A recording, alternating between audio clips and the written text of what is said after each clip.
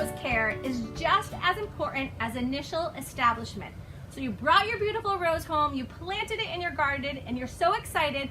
Now there are a few things, I always have some hints for you because I do want your flowers to look beautiful for you all season long.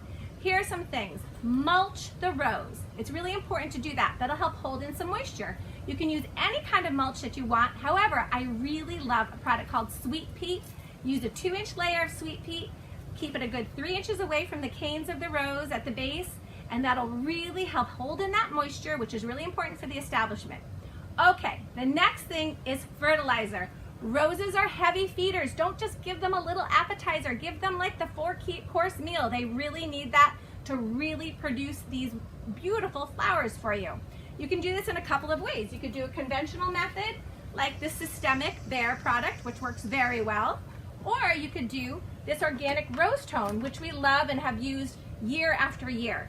Here's the thing, feed them every single month through the growing season. September will be your last hurrah. That'll be the last feed, and then they get to go into a resting period for the rest of the year. Next, I have a few people bringing me in a few little baggies of insects that are getting on their roses at the Solution Center, and there are definitely some cures for that. We can go organically. You could do something like an insecticidal soap, which will work wonderfully, or you could go conventionally with a product like 8, which does a great job. And one of the main little buggies that I'm seeing is rose sawfly. So if you notice that some of the leaves are looking a little brown window painting, it might be that rose sawfly causing you some of that little bit of a headache, but we can help you out with that. The other thing is disease. Roses can get some diseases. In particular, one that they can struggle with is black spot. I cannot stress this enough. Try to be proactive when it comes to taking care of diseases as opposed to reactive.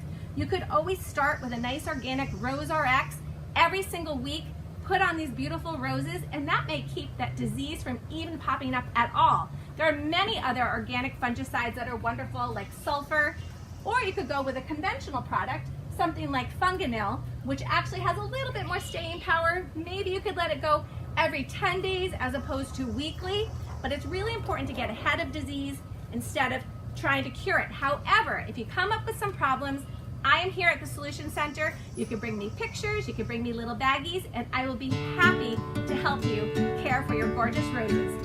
Next, we're going to move on to some pruning of roses.